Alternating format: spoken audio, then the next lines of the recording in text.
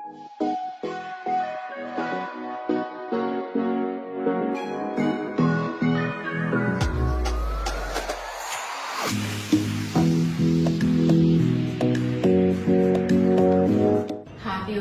I am Dr. Anusha, consultant at Dr. Vijay's Cosmetology and Hair Transplantation Center. ఈ రోజు మనం hair transplantation జరిగిన ఎన్ని రోజులకి డోనర్ ఏరియాలో హెయిర్ అనేది వస్తుందో తెలుసుకుందాం. హెయిర్ ట్రాన్స్ప్లాంటేషన్ జరిగిన వెంటనే జనరల్ గా డోనర్ ఏరియాలోని మనకు కొంచెం వాపు నొప్పి అనేది ఉంటుంది.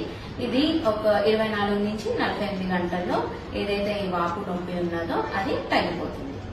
ఆ తర్వాత మీకు 8 నుంచి 15 రోజులకి ఎక్కడి నుంచి అయితే మనం గ్రాఫ్ట్స్ తీసామో అక్కడ మీకు చిన్న చిన్న బ్లాక్ గా స్కిన్ అనేది కనిపిస్తూ ఉంటుంది. దీన్ని మనం క్రెస్ట్ అంటాము.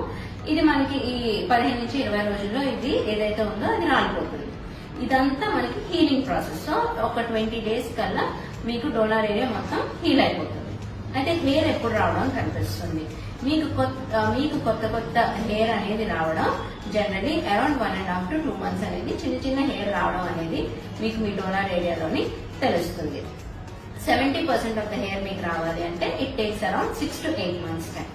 కంప్లీట్ గా నార్మల్ హెయిర్ రావాలి అంటే అరౌండ్ 9 to 12 months టైం అనేది పడుతుంది. అయితే ఈ హెయిర్ అనేది రావడానికి కూడా కొన్ని ఫ్యాక్టర్స్ మీద డిపెండ్ అయి ఉంటుంది. హెల్దీ హెయిర్ మనకి కావాలి, చక్కగా రావాలి, డెన్సిటీ బాగోవాలి, క్వాలిటీ ఆఫ్ ద హెయిర్ బాగోవాలి అని అంటే ఫస్ట్ ఆఫ్ ఆల్ మీ డాక్టర్ మీకు ఏ మెడికేషన్స్, ఏ సప్లిమెంట్స్ అయితే ప్రిస్క్రైబ్ చేశారో అవి మీరు క్రమం తప్పకుండా తీసుకోవాలి.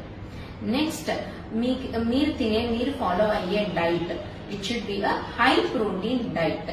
ప్రోటీన్ అనేది మన హెయిర్ కి చాలా మంచిది. సో ప్రోటీన్ అనేది మీ ఫుడ్ లో ఎక్కువగా ఉండేటట్టు చూసుకోవాలి.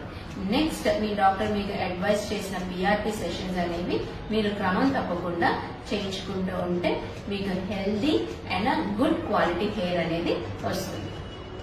Thank you.